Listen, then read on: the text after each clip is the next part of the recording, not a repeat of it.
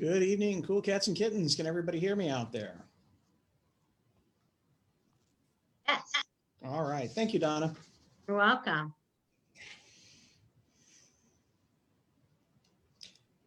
Now I understand why Molly starts these things early, because you never know what Facebook streaming is going to do when you're trying to do this stuff. Exactly. Okay, there we go. Whew.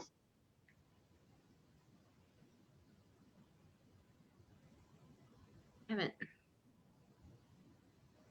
That's better. Post on Facebook too? Oh, yeah. Oh, good. Yep. Just let everybody know and all of that. I think this will probably be not the last. I mean, this isn't going to be the last one. This will probably be the last community meeting that we have online. Okay.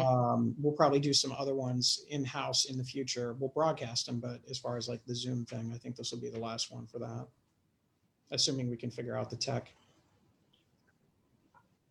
One more night.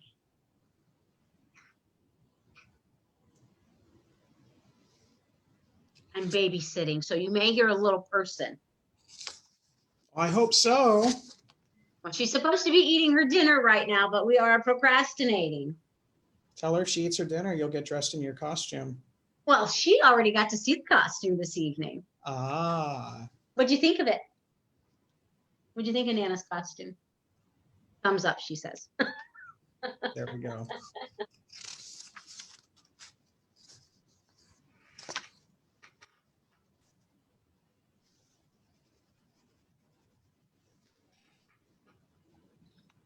You had to say hi. Absolutely. Yeah. So who's joining us from tonight from Parks and Rec? Ryan, Brian. our horticulturalist. Seems like he's trying to connect. Must be. As he texted me, he said he'll be on. Well, you're up first. So I'll just do the usual approval of the agenda. I'm going to talk a little bit about community cleanup as far as some of the things that some of the other scout groups and some of the churches are going to do for some litter control. Talk a little bit about the events for next year. And okay. Then we'll move into him, and then you guys are good to go. Okay, perfect. I have a time limit on the agenda. So I see that. I like that.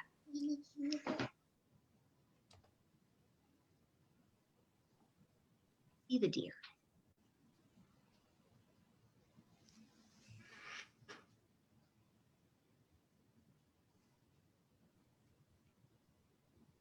That was one of my mother's favorite things in her house is no matter where I was, and keep in mind, I'm talking, into my, late teens, early 20s, no matter where I was, no matter what I was doing, Joe, the deer, look. Yes. And they're the same deer that were there the week before and the week before that, but this time it was just a little different. She gets extremely excited, and wait till the chipmunks run around back there. Then she's really excited. So I always got a kick out of how excited she was to see the deer, but then at the same time, about 30 seconds later, words that I cannot repeat now about what the deer were eating out of her flower beds. Absolutely. We are the same way. I am the same way. I'm looking at them, but they cannot eat my flowers. Yeah.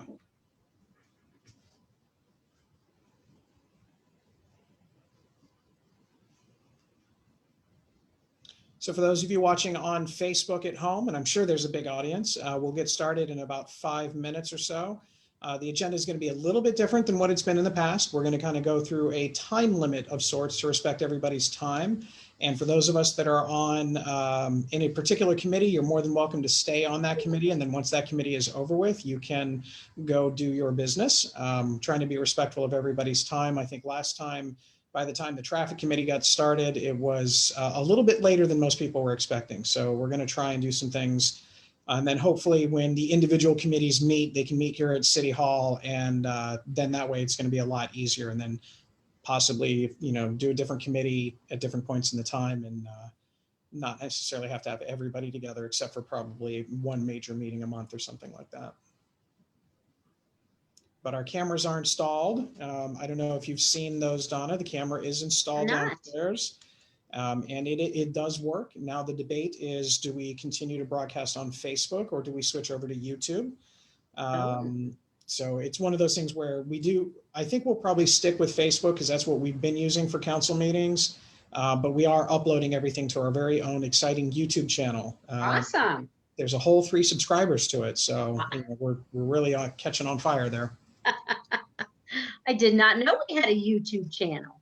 Yeah. So it just helps to archive everything, to get everything locked in. And so it's, in the cloud, as it were, so that way people can go back and, if they can't fall asleep, they can turn on a council meeting and go right to sleep. Yep. Got it. Sounds good.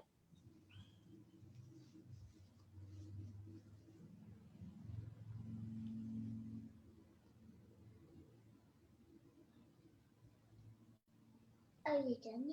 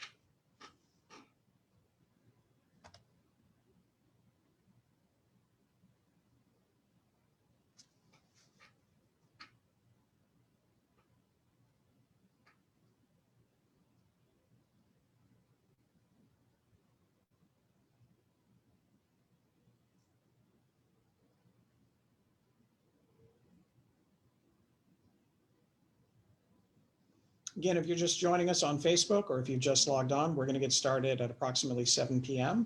We're going to go with a timed agenda to respect everybody's time tonight. So we'll do the usual thing. I'll introduce and ask for the chair, co-chair, and secretary. Then we'll go through the agenda as far as new business and then old business. And then those of you in your respective committees can log off and watch from home, or if you want to continue to remain on, you're more than happy to. But we do have some information out there. I tried to submit a little bit to each group and kind of get some questions answered from what we've been looking at from the last meeting. So we'll get started here in about 2.5, 3 minutes.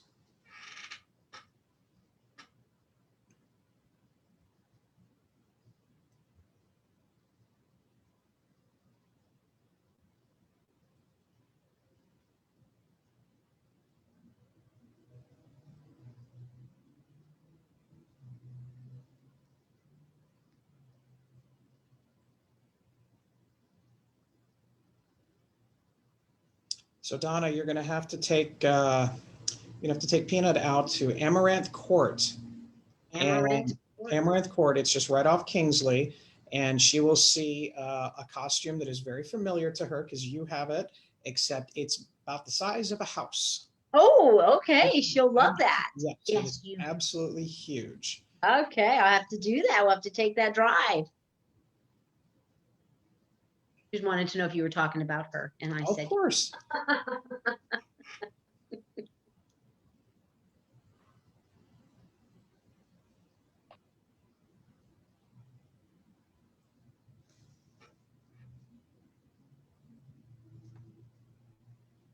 Again, we'll get started in about 1 minute, see if anybody else comes in from this particular committee.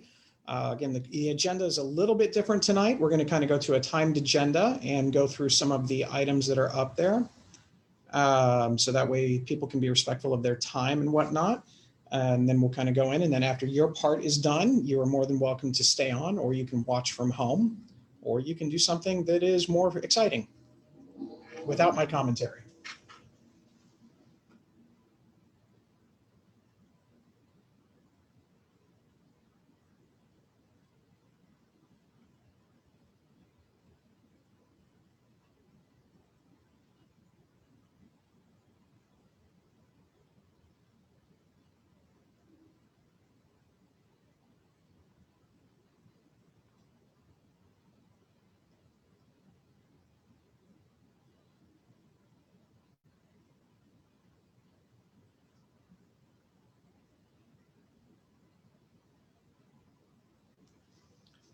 All right, ladies and gentlemen, it is 7 o'clock. So we're going to go ahead and get started with the call to order at 7 o'clock. We're going to go ahead and do our little roll call. First of all, let's go ahead and start off with Chair Ruvain. I see Ruvain is with us. We have Co-Chair Lori Gaynor, who doesn't seem to, oh, wait, I take that back. There's a whole bunch of people that just wanted to join in, so maybe she's one of them. So we have Co-Chair Lori Gaynor, and then I see Secretary Lisa Jones. Thanks for joining us this evening. And of course, our point person and contact for local businesses, Odella Crafter. So I'm happy about that. Get started here, just let everybody kind of get hooked up through the audio. Again, if you did get your agenda, appreciate it. There were kind of odd things. Zoom has done a couple of things differently. They actually, for some reason or another, in their standard invitation, they've required like a registration. So I did not know that they did that. So if you never registered for Zoom before, then you had to get in. I've changed that, and we'll change that for future meetings as well. Kind of go over just a couple of quick things. This will probably be our last virtual meeting for the specific committee of Arts and Beautification. I think from here on out, we can do either a virtual committee meeting with just your group specifically on a date and time that the chair and co-chair work with. So that way it's a little bit different. And then we'll come back again at some point in time with the entire group all the way across to let council be aware of some things. We will have the opportunity to share this on social media and one second, and actually kind of broadcast this with our new camera here at City Hall. So that way you can do it as there. And depending on everybody's level of being comfortable, we can have these meetings at City Hall. We have the plexiglass dividers in between each of the stations up in front, as well as some things at the two chair levels in the down below. And if you want to know all the other fun details, you can watch at council in about a week and a half, and you kind of see what that's all looking like. So we're going to go ahead and get part of it started off. I saw Ruvain's hand go up. So Ruvain, feel free. And if you have any questions, comments before we get too deep into everything. Yeah, I was just going to ask, when we do our individualized break-off meeting, are we going to want to broadcast that on Facebook as well? No, I don't believe we're going to have to do that one for that particular one, but I will get some verification with that from City Attorney Shook. But my understanding is this is going to be something that the committee can look at. It can be public as long as there's minutes taken. And then what we can do is when you report back to the actual meetings themselves at like a level like this where everyone's coming back, that'll be the one that'll be broadcast. Okay, so, great. All right, so what we're going to go ahead and do is we're going to start off with a couple of things. I believe most of you are informed that we do have a community cleanup day coming up, or community cleanup week. After our last meeting, I reached out to a couple of different churches, as well as our Boy Scout and Girl Scout and Cub Scout and All Scout groups. And they've decided that it looks like it's going to be the week of the 17th through the 24th in that area, where the different groups are going to go ahead and kind of like select an area of town. I believe one Cub Scout group has selected the Baldwin Road Middle School to kind of go in that particular area. So they've got the dates listed somewhere in my files here about when they're going to do that. But we decided to open it up for the entire week. So that way, if any particular groups wanted to go into that area, that it wasn't something that we all had to do at one point in time. I think maybe in the spring, I think that'll be something that we can look to do. If that's what the committee wants, but just to get out there and do that. I know we have plenty of the trash pickers, and I believe we're pretty good on garbage bags too, correct? Yeah, so Donna Bauman has joined us, our Parks and Rec director, so I know she's got lots of garbage bags. We are locating them. We have them. There's some, okay. So we'll locate them and have those out there. And then did everyone receive the list of community events for 2021? I did not receive that. All right. Was that the calendar? Yes. Yes. Okay, so some did, some did not. So I know that came out, and we'll make sure it goes back out again tomorrow, just to make sure that everybody has it.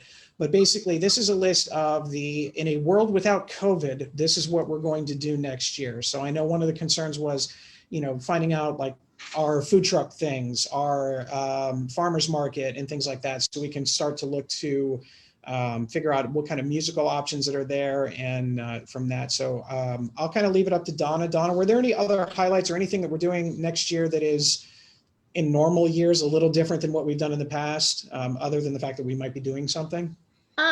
We are going to keep with the music in the cul-de-sacs. We thought that was a great event this year, and we were asked to continue that. So rather than just doing 3 or 4, we figured we would do, I believe we're doing 9 sessions beginning in June, July, and I don't think we were taking it all the way into August. Let me double check. June and July, it looks like. So maybe it's not quite 9 sessions. We're going to do June and July. Okay. Everything else pretty much the same. We hope to be able to bring back the entertainment during the farmers market, concerts on the lawn. We already have potential entertainment signed up for that we were going to have this current year. So we're working on, confirming those dates. Ravane? Can I throw something by you, Donna? Mm-hmm. A few years ago, I was part of a program that I think the GCAC was part of in Columbus, and they basically hired professional musicians to busk along High Street as sort of a just kind of a demonstration of what is possible, what kind of artistry exists, and kind of to show off artistry in Columbus. I'm wondering if there's something that because we kind of did the cul-de-sac concerts as a play from the from the curbside concerts. I'm wondering if there's something we can do to set something up in Old Reynoldsburg, and it doesn't have to be a huge thing, but something periodic and to showcase local talent, kind of along that Main Street area, periodically. I would think next year would probably not be the year to do that, given all the construction on Main Street. Got it. Yeah.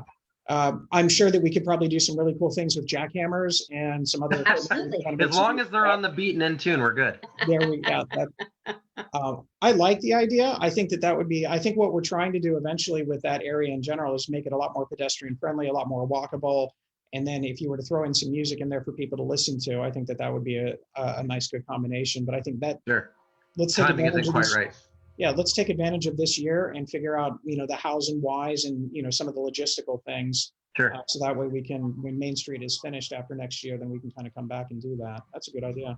Thanks. I've also been talking off and on about making a Dora entertainment district. So if we have enough businesses that do serve alcohol or have area where they can do entertainment, we can try to enact a Dora within that Old Town Reynoldsburg area. Cool. Please, pardon my interruption. I just wanted to note that I am cooking a late dinner. I'm in the kitchen, but I can hear you all. So if you see me leave the screen, it means she's delivering it to me. I'm going to the stove to cook. I'm cooking homemade chicken noodle soup. So we're on our way. Okay. So please just ignore. I'm going to mute myself and I may disappear, but I can hear you all. All right. All right. Thank you. As far as anything else from those two particular things, because not everybody saw the list of the 2021 events, we'll make sure and get that out again to make sure everybody has it. And what we'll do is we had planned on giving the chair and co-chair the list of emails from this particular committee, so you guys can arrange the time to come in and set up for the next meeting, whenever that is. Just coordinate that with our office here. Obviously, if you're going to be using City Hall, that's fine. If it's going to be remote for a little bit longer, just let me know so I can help set up and I can facilitate the conversations for you guys to do. And then I don't talk as much, and then I'll let you guys talk. So Zoom is an acceptable option for a future meeting?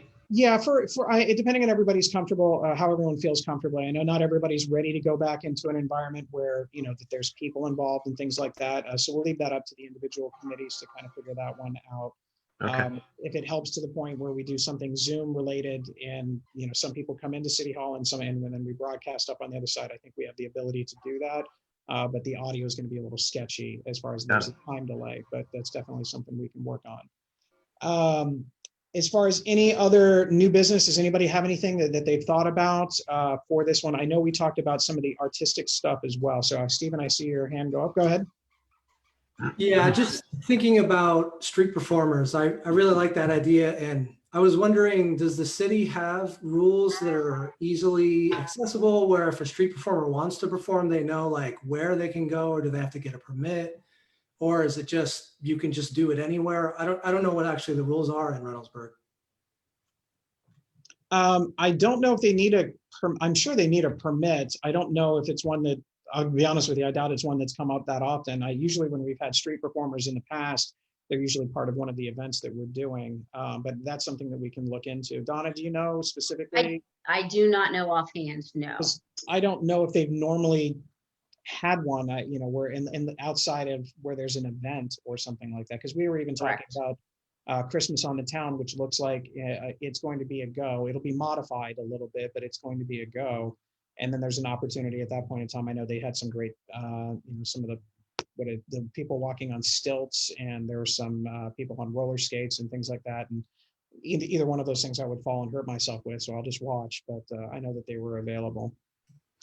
So aside from events though, if people, local musicians, I mean, I could see myself doing it. I was actually just riding my bike over to the park across from the city hall there. And what's the name of the park there? Huber Park? Huber? Is it the one by the YMCA or actually by City Hall? Yeah, right next to it, right across the creek, the new one, like the new finished one. JFK. Oh, JFK. New playground, old park, JFK. Well, I guess I mean right next to the parking lot. It's kind of, it's just a parking lot with a little overlook over the creeks there. Anyway, there's a little overlook Memorial there. Plaza, Yeah, that's the one one. at Main and Lancaster. Yeah. Okay. So I was just over there and standing on the overlook. I could picture myself just bringing my guitar and just playing just for whoever's walking by, and not just when there's events, but in the future, if we could encourage more people, more restaurants, and more people are just walking around, there's a little music to listen to, just encourage more life in the city. Even if, so it sounds like it hasn't come up that often outside of events, but it's not, I could see there being benefit to maybe trying to encourage that, and maybe just make that information available and just kind of put feelers out and say, hey, is there any musicians? And I don't know if we want to promote that right now, but when the time is right, when the time is right, the information's available. It's everyone knows the rules, and yeah, maybe we encourage it. And I do like the idea of maybe bringing in some paid musicians to maybe even kickstart something like that. I mean, definitely during the summer months, that'd be pretty nice. I think one of the things we would have to make sure we look into, if we're just having, say, you just want to sit down and start playing, would be whether or not people would be giving of monies to you to play, whether that would be considered a solicitation or not. I'm not sure. So we would just have to make sure that that is looked at. Yeah. Personally, I would like that. I would like a street performer to have some way, whether it's, they have to get a permit for it or whatever, to where if they're performing, people want to come by and give them a couple bucks. I think that'd be great. As long as, people understand that they can't just set up whatever they want. And, we kind of, like, I know, like in Santa Monica, for instance, on the pier, they have like stars that's marked, like this is a designated street performer permit area. And maybe even the star just like says that, so that people kind of know, like, oh, like if I want to come here and perform, like I've maybe seen someone else do, I know I have to get this permit so that I can, accept donations and all that. But I think it's a great way to support the arts and bring some life into the city. I like it. We'll look into some of that stuff as far as the legal aspects and figure out where we could put something like that, because that would be fun. I have no musical talent whatsoever, so I may just be a spectator on that one. Any other questions, comments about anything new, anything that you need us to kind of look into? So to clarify, there's no stilts, no juggling, and no music for you. No, my talents lie in limited other ways. Okay, all I right. was able to connect this to Facebook today, so that's my big win for the day. That's a bonus. All right. As far as anything else, I know we talked last time about, so we got a lot of the music stuff. I know we talked a little bit about the artistic aspect of anything. I know we talked about, I don't think that she's joined us tonight, about some of the artistic examples and things like that. So we may have to kind of table that to the next one. But when we were talking about I can't remember, what was the animal that they had? That it was in like certain parts of a city that she was talking about. Right, they were talking about having the small statues around the city, yes, and painted, and Yeah, so I know that she was looking to get some information from that, so I guess we'll have to wait for that one. Cleveland does that. They follow the Chinese calendar. It's really interesting. Well, honestly, I think that the animal is simplified since our last meeting. I mean, obviously, it has to be a turkey. Obviously. It just has to be now at this point. I So think that she might was be- talking about horses. Was she? Yeah, I'm sure horses are a little bit more regal, but turkey, it fits Reynoldsburg. So while we're doing this, I do have, like I said, I do have Donna Bauman, our Parks and Rec director, and I also have Ryan. Is it Lauber? I'm Lauber. Lauber. All right, just making sure. Think High German. High German. That's what I was going with, but. So thank you for joining us. If you want to tell everybody on the committee a little bit about yourself and obviously why you're here, which is part of the beautification aspect of things. I know we had some questions about what to do with some of the flowers and trees and things like that on the Main Street corridor and elsewhere. So if you want to go ahead and take it away. Sure thing. So yeah, I'm Ryan Lauber. I'm the city horticulturist with Parks and Rec. So I'm responsible for all the flowers and keeping Reynoldsburg beautiful. So I apologize if I look at the wrong place. My job doesn't entail a lot of Zoom meetings, so this is kind of new. But yeah, I understood that Donna said there were some questions about just what happens on Main Street and some of the plants involved, and so I'll do my best to answer those. Okay. I think the person who was asking them might not be joining us tonight, but I do know that a couple of questions are, I guess, what makes the best type of flowers to hang in some of the baskets going up and down Main Street? Because I think that was one of the questions, that it was something to do with, should we be looking for a different style of flower, or is there something more hardy or something more colorful or something along those lines? So kind of what went into the decision for the flowers that are there? Well, so as far as the hanging baskets go, a lot of the choices prior to this year were really just things that I was kind of a trial and error. I was just trying things that looked interesting to me. This year, however, though, I did use, I have a big supply of wholesale vendors who market specifically for municipalities or retail garden centers. And so they have pre-mixed baskets, like they literally call them mixers. And so I chose one that kind of went with the color scheme I was looking for. And that's what we went with this year. As far as like specific colors, I try and just change things up. I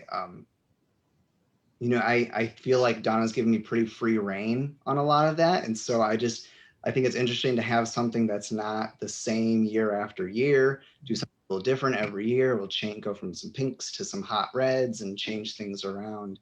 And so it's just kind of variety, honestly, is how I've chosen to do it so far. I'm definitely open to people's suggestions. Okay.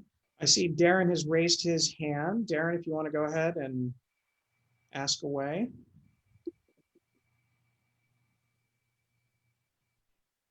Sure. I wanted to add not so much a question, and it wasn't my statement last meeting, and I can't remember the young lady who spoke on it, but I just wanted to add, if she's not here tonight, I wanted to add for her. I think her question was specifically more around native to Ohio flowers and plants versus things that aren't so native.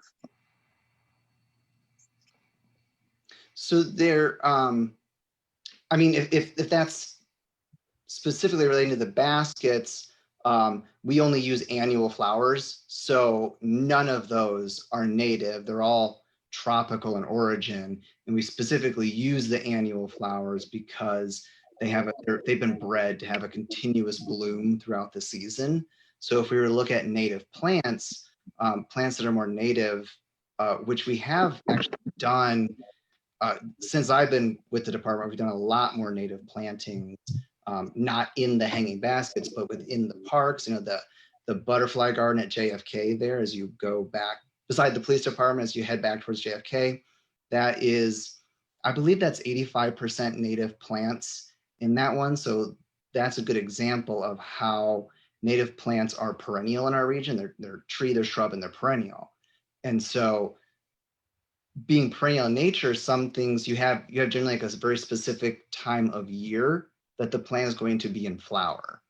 And so you have to, when you work in a large scale bed, I think that was like about 2,000 square feet that we did there. And so I had a lot of room to make sure that I used different varieties of those native prairie perennial plantings, and that there would be kind of something blooming throughout the season. There just isn't the space to do that in a hanging basket, to have that many different plants. I mean, it would be pretty wild to do that in a hanging basket. So when we're looking at different planting, let's say, for instance, I know we've talked a lot about, Donna and I have about Civic Park and things like that. So, we'll try and do, I would assume, is that kind of the plan, that when we look at some of the plantings out there, that we would kind of continue in that tradition within the parks, is trying to keep a lot of that native? Is that what you would be thinking? Well, I know if Civic's a great example where there was that, I think it was like 2017 that we did the 11-acre prairie expansion that we did out there, which, has had some mixed results. But I remember earlier this spring, we kind of top seeded some additional flowering plants into there. And overall, talking to some experts that I have spoken with, it's been pretty successful as far as that planting goes. That's a pretty successful prairie planting. So I have not specifically seen what the park, I know there's a master plan being worked on. I don't know exactly what direction that park is moving in. I don't even think we know, in all honesty, for the plant level anyway. But But when is we that- get to, go ahead, Yeah. Ryan, I'm sorry. That's okay. I would love to see that we continue throughout the city and do more native plants, a strong mixture of native plants. And we did another one in Heber Park, kind of along the trail there. We did that. There's a wet spot. So we did a wet spot of native plants there. We actually just planted one last fall up at the park off of Rotoball Road. And we've continued to do small, what I call them, one was happened at Livingston House even. So I call them pocket prairies. And so there's small little groups of native plants. If you haven't been to see them, they're really incredible. I mean, you get monarchs and butterflies and bees and just, all kinds of things that you just don't see throughout other areas of the city. So I would love to see us move in that direction. I was speaking with the arborist, Jason Douglas, earlier today about this topic. And we do agree that it is important to have a strong species diversity as far as the city moves forward. Ash trees are native to this area. And we all know now that we're having a huge problem with emerald ash borer. So as long as there's a strong species diversity with a good influence on natives moving forward, I think that's probably our best bet to, kind of create a barrier against any potential insects. There's all kinds of things just with the global world we live in that are constantly being imported. And so natives are good, but there are also some really good plants that are not native. As long as they don't make the invasive species list, I think that's the route that we definitely want to move towards. Okay.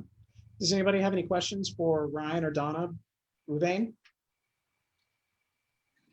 My question is, it's a little off of what we're discussing, but probably in the same neighborhood. Along Taylor Road, where the white fences are, over by Best Buy and Sam's Club and all that, there are some visibility issues, and I'm not sure what of those are on private property and what of those are Reynoldsburg City. But there are some serious blind spots that are happening from some of the growth there, and I know Sam's proactively took some of that down, but I don't know, what might be able to be adjusted there. I know. Yeah, I did not pay Ruvain to ask that question, but actually we are working right now, not only just for that area, but even in some of our residences, where some of the trees overhang, by mailboxes and things like that. And so your delivery trucks, your mail trucks, and even some of our city vehicles go through, and some of those tree branches are in the way. They can, damage, scratch, hurt the cars, things like that. So we're actually trying to find a willing house that is going to volunteer to have a video of their trees being trimmed a little bit by some of our code enforcers and some of our members. I don't know, Ryan, if you're going to be the one doing that, or if Don has selected someone else to kind of cut up the trees a little bit.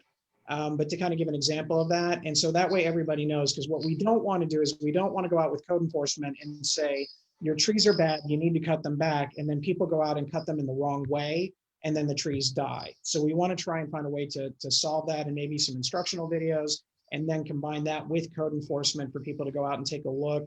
Because what we want to do is we want to be able to improve the visibility in that area and others, but at the same time, we don't want amateurs, like honestly, like myself, just to go out with a pair of shears and take 2/3 of a tree out when it didn't necessarily need to be that way. Well, I think it actually goes even a little further than that, because some of the low bushes along that corridor in front of the apartment complexes, and I don't know if those are condos or apartments or townhomes or whatever, but some of that, even the low brush stuff is obscuring vision out of the turn areas too. So then that would be the responsibility of that property owner to take care of that. So the city does maintain the median in that area, mowing of the grass, and we take care of the basically from 256 and Taylor to the end of the property line of Sam's Club. That's the area that we have maintained. So anything past that would be on the condo complex or the apartment complex. So even if it's on the other side of the sidewalk, that's stuff that they've planted? That's theirs, correct. Got it. Okay, cool.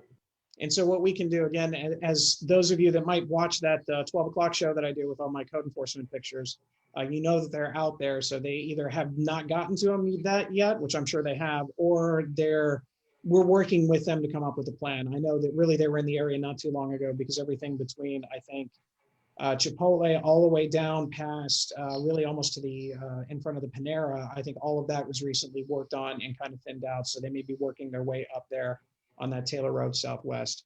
All right, we have about 4 minutes right now remaining in this particular one. It's not because I'm angry or upset or anything like that about trying to cut us all off, but I do want to be respectful of time, and I want to make sure that we do move forward. So I'll kind of do a little bit of a summary, and I'll take a couple of seconds at the end if there are any other questions. But basically, we did talk a little bit tonight about some of our planned events for 2021. I talked about our street performers and maybe looking to find ways to get more street performers involved in the spring. Talking about maybe some musicians that can play up and down on Main Street in different avenues for not next year, but the year after, because of the Main Street construction.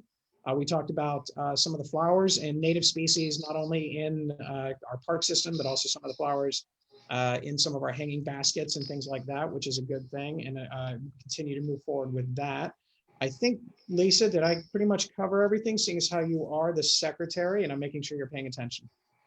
I was actually checking against you, but yes, that's exactly what we talked about. All right, just making sure. Can I give one shout out to Ryan before we finish? Absolutely. So if you go through many of the communities, now you will see that their hanging baskets are coming down because they have died. We are one of the communities that our baskets last the longest. And I attribute that to Ryan because a few years ago, we started doing soil samples to see what our baskets were deficient in. And we've been able to keep those hanging on until the first frost. So good job, Ryan. Thank you. Seriously. That's always my goal. We're gonna let the weather determine when the baskets come down, not me. Yeah. I think Debbie had a question.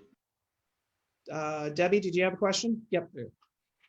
No, it was just clarification. The person from last time, her concern was all the lilies on Main Street, and if that should be more of the prairie flowers and stuff of that sort. The lilies along Main Street, those were all planted as part of the streetscape project back in 2000, and I believe the first phase was 2004, 2005, 2006, and that ended up in 2007. So those were planted.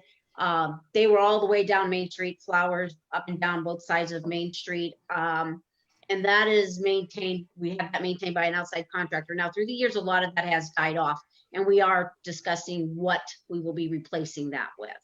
Yeah, we actually just had a conversation about some of the irrigation issues because obviously there's some redevelopment going on Main Street outside of the Old Town area already. The Wright Pat Credit Union is there, and some of the irrigation issues that we're trying to work on with new development coming in that I think can help out. So that's something that we can look at. And again, I have no idea if lilies are a good or bad thing, or if it should be more native species. The only thing I do know is The majority of bricks in the area are beyond repair at this point. And so whatever we do, we have to kind of get it to coincide with kind of beautifying that as well as some of the other flowers.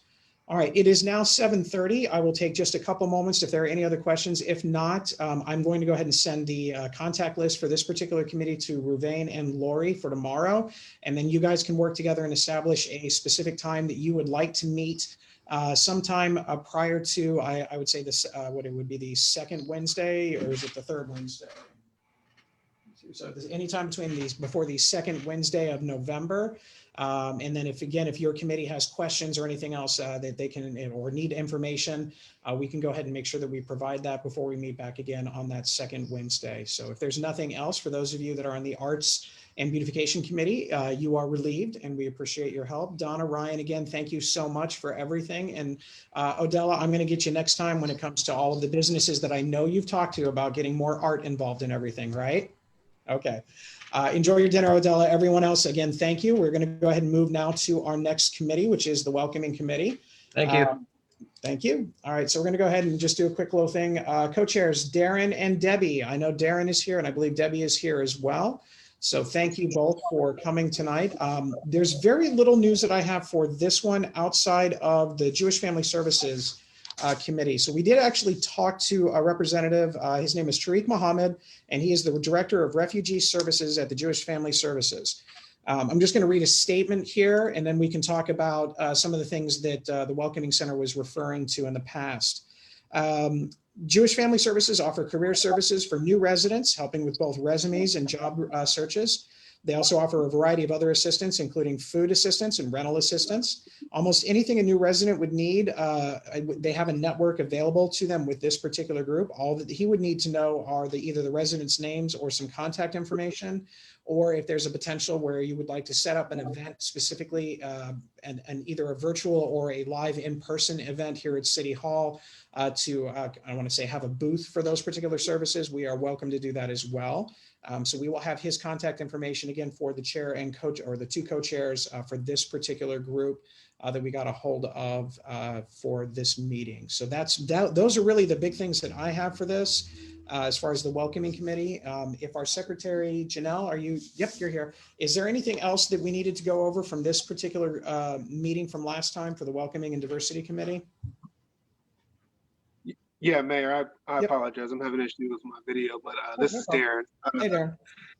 Just wanted to that information is great. I guess I was also curious in the same, in the same idea, does our Reynoldsburg have a platform, whether on the website, to where either the residents can connect, essentially, emphasis on the word connect, to either the Jewish Family Services information or a group that our Reynoldsburg can put together for residents in Reynoldsburg who are new to Reynoldsburg, one way or the other, whether they can connect to it or we organize a platform where they can where we can leverage that information.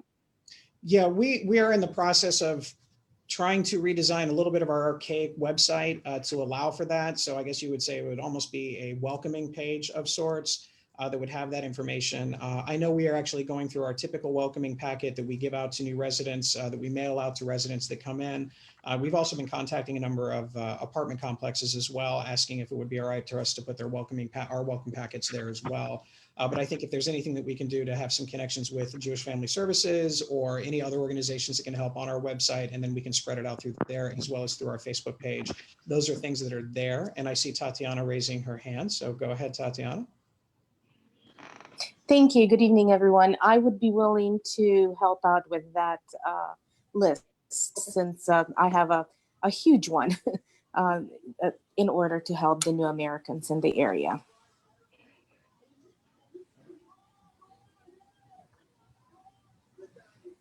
Jewish Family Services and ETSS are kind of like sisters. So, we kind of do the same work.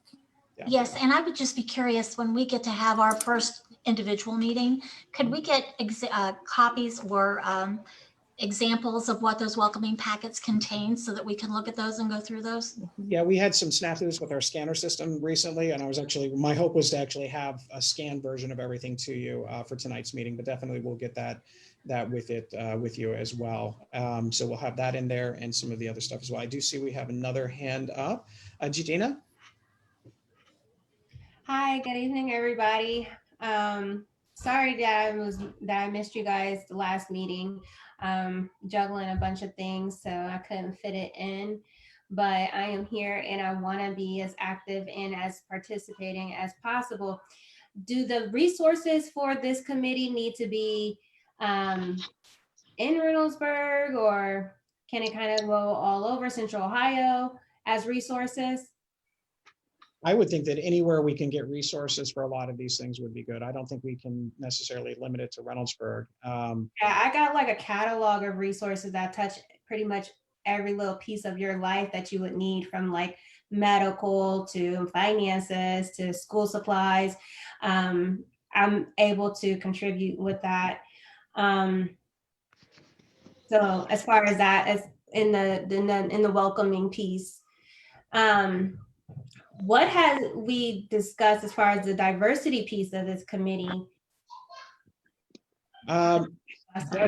We did hit a couple of things. I know we talked about a number of different multicultural events and things like that would be, kind of co-sponsored either with the school district, the welcoming, or the Reynoldsburg Visitors Bureau, as well as some other groups. I know the Macedonian Festival would be one example as far as some of the diversity aspects of it. I did get in contact with representatives from the school district and a couple of members of city council. Siobhan Ross from the Livingston campus, as well as Councilwoman Meredith Lawson Rowe, are actually trying to gather some information. The problem is obviously is that without having the ability to meet and do something in public in real life, it became a little bit more difficult to get something organized. But I know in the past, we've had at least 2 multicultural events, not including the Macedonian Festival, I believe. Usually there was one in the spring and one in the fall at the Livingston campus. And I think the issue that we talked about last time, and correct me if I'm wrong, was just that not everybody knows about it. If you don't have a kid in school, or you don't pay attention to maybe what's in an email blast from, now in this case, the city, we're having difficulty getting some of that connectivity with other members of our community that might not be paying attention to something like that. That I think is the communications is a big thing that definitely needs to be improved upon, especially for those events. Yeah, I think that's a great idea. We actually have not only the Facebook, but the Nextdoor apps where you can advertise those events in there. I know that the school was part. I don't know how else. I guess we'll, as a committee, we'll just have to work on how to get these things more accessible to people.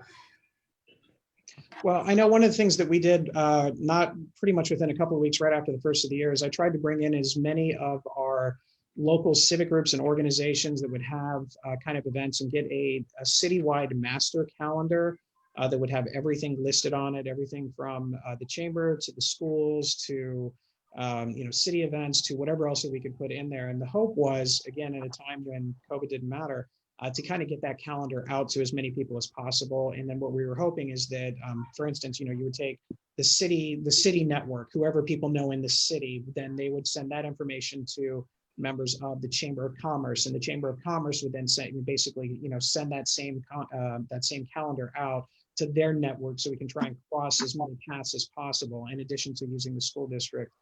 We had a couple of things really get settled and really well going, and then all of a sudden COVID hit and it became something else. But I think that in your committee, if there's anybody that wants to kind of help do some of that coordinating aspect, I can put you in contact with, obviously, our communications expert, as well as the school district. And then perhaps after the first of the year, when we have that next meeting of bringing everybody together for a calendar, maybe a representative from this group would like to attend that, so that way they can help make sure that we can get the information in and then disseminate it out to as many people as possible. Okay. Yeah. That was a lot. I've never seen a calendar, so I'm not sure. And I'm all the literature regarding this is just new to me. So I'm just trying to what are the documents that we're getting and giving? A lot of it is being created as we speak, in all honesty, things that have just been started this year, just because there really hadn't been, there had been groups that had the community association, they would have their calendar events, or the historical society would have their calendar of events and things like that. But there was never one calendar that had as much as possible listed. That's ultimately my goal, is that you can go to one place and all of our different organizations out there would have that calendar. So that way you would know that, okay, tonight is, a fundraising night for the Historical Society of Max and Irma's. Wouldn't it be great if we all went to the Historical Society and had Max and Irma's for, for a fundraiser aspect of it? Or if there's the multicultural event at Livingston campus and we know when that's going to be, then we can all make sure that everybody has that on their calendar, and then to try and reach out to those networks. That's what I would like to get to at some point, and anything that anybody here can help with would be great. Yeah, whatever I can do to help out with that, definitely let me know. I can be that point of contact. Absolutely. I love volunteers. All right. Yeah. I saw, Janelle, you have your hand up, and then we'll go to Darren. You're on mute. You're still on mute. Is that better? Yep. Okay, sorry about that. Somebody mentioned earlier something about the social media platforms, and what do you think about maybe having a welcome to Reynoldsburg committee Facebook page where we can kind of put all these things out there for the community? Or would that be better, would that be better off being a part of the Facebook page that Reynoldsburg already has? I mean, what are your thoughts on that?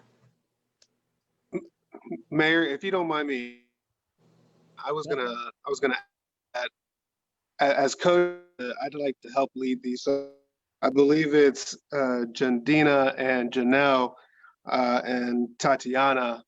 Again, my name is Darren. Once we get everybody's contact information, I'd really love to help us organize and get this together. And I think there's a lot of work that we can do together.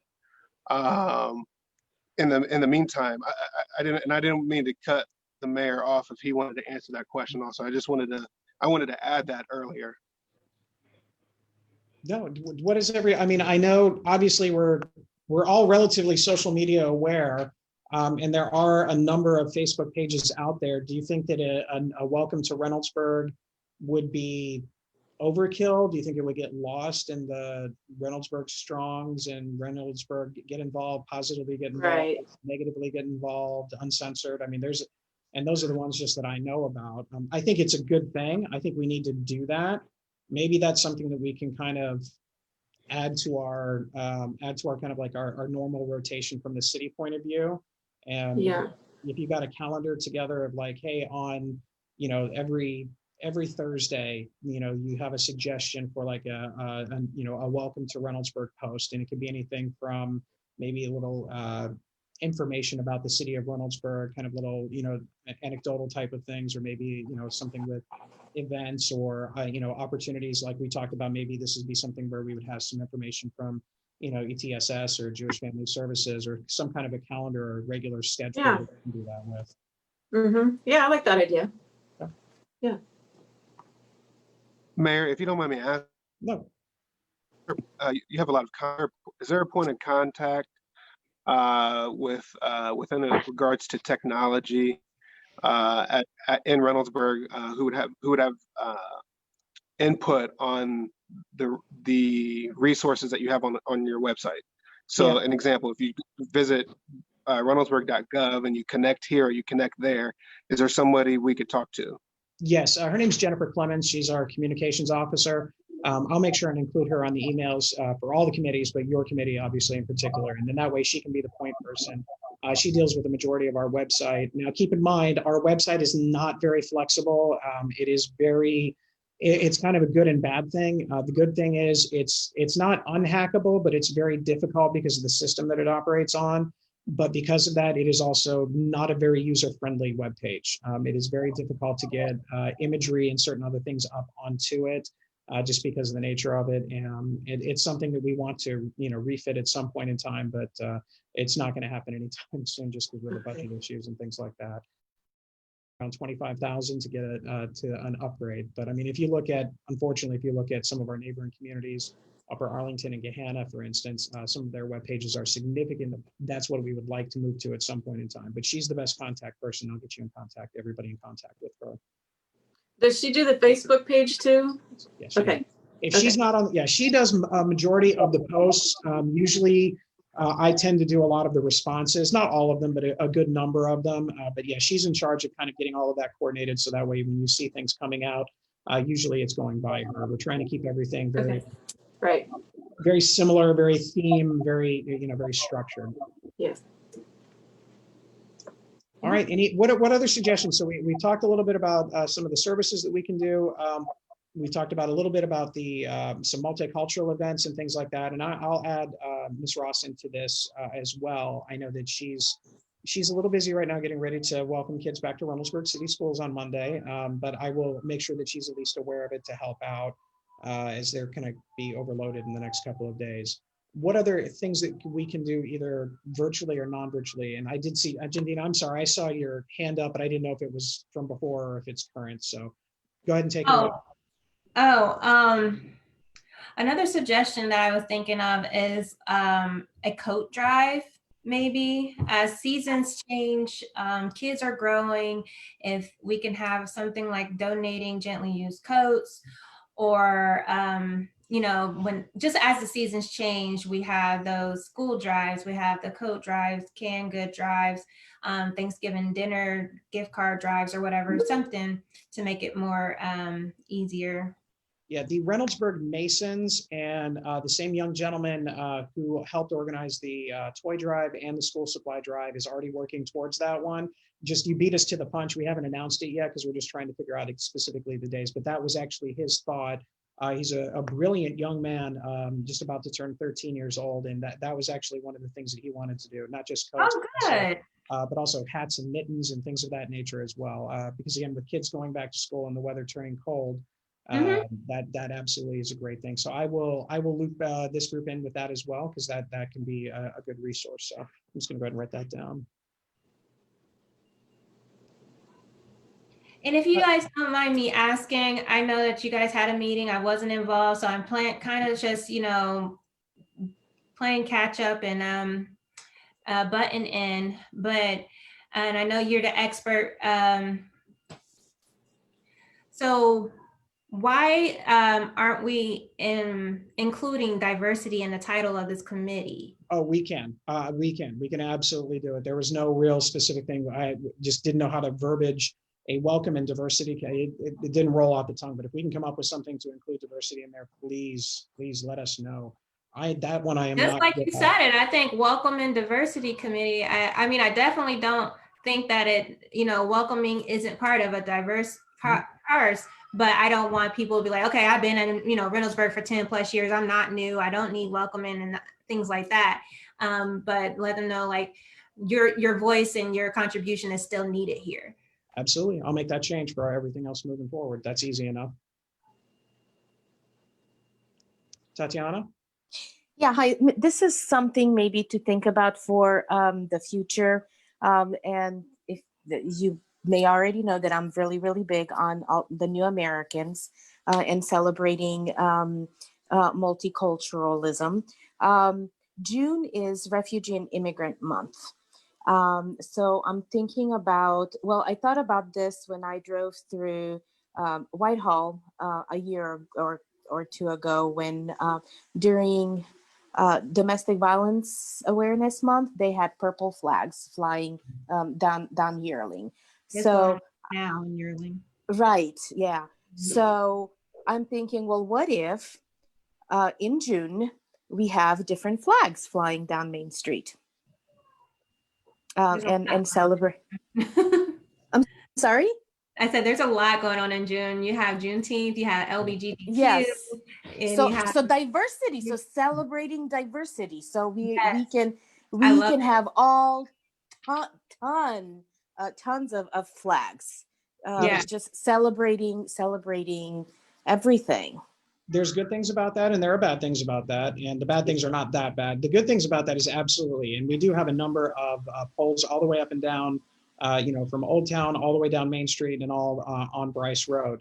Most of them, not all, but most of them do have the brackets and the ability to hold flags, as you've seen. That's the good side. The downside is obviously the cost of trying to get that. Now, we are working with some things for events, but we haven't really broached into the subject of that one. I know that we did get American flags recently for this year, but there are other ones that we can do. And that's a great thing to put in there. I'm all for it if we can find ways to make sure that it's cost effective. And then the other part is, as much as the street department loves me all the time anyway, especially if I have to send them out in the middle of the night for snow plowing, they're the ones that are really the heroes of it because they're the ones that actually have to put those things up.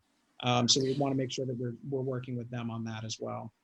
Yeah, Would we be allowed to have maybe sponsors to sponsor the flags, or Yeah, maybe raise money of one way or the other? Yeah, I'll have to work with our auditor. I know he's on here and I'm not going to put him on the spot on that one, but we'd have to make sure that whether or not it's somebody where, the funds are collected outside and then the flags are donated to the city or something along those lines, what would be best. But I don't have a problem with that. I do love that idea.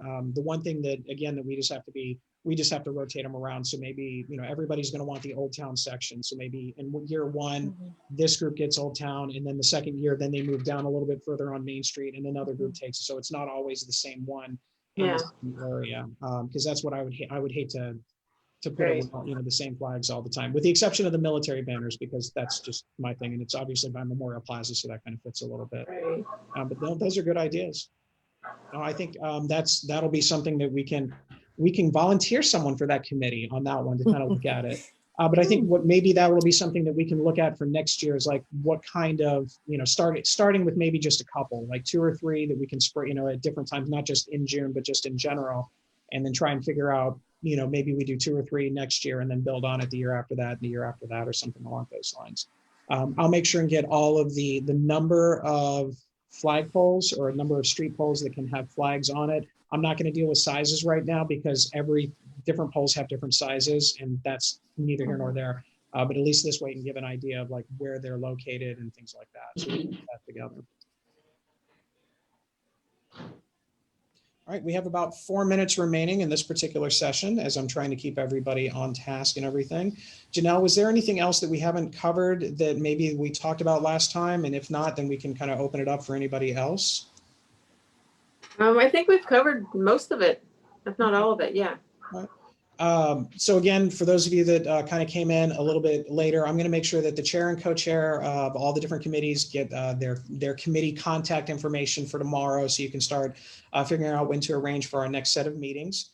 Then we can also, if you have questions or if you want to get us information for certain things, you can send that to us. But then we'll make sure for this particular group, we're going to go ahead and make sure we have an email, the Welcome and Diversity packet. We're going to talk about maybe setting something up for advertising events, specifically getting something in the future, probably in not too long after the first of the year, to get to work on a calendar and add some of our different groups into this one, and then work on contacting, getting everybody connected for the coat drive. And then you guys, your homework, I guess, then would be to figure out, a couple of different options as far as flags for Main Street and some potentials for there. I think that covers about everything. Did I miss anything? May I apologize if you would note, again, whether there's a contact for it or not, but if we could take a look at that website and maybe try to get it upgraded. Because the reason why I think about it is, it's the year 2020, we're going to year 2021. Technology is technology. It's forever going to continue to grow. So I figured it's somewhat important. If you don't mind adding that to your list. Nope. Yep. Got it. You're right. That's the one that I forgot, is adding our communications officer into that one. So that's easy enough. All right. If there's nothing else, again, or Doug, Angie, do you have a question? Was that your hand up or no? Okay. I just saw your hand up and old teacher reaction. Tatiana, go ahead. Sorry.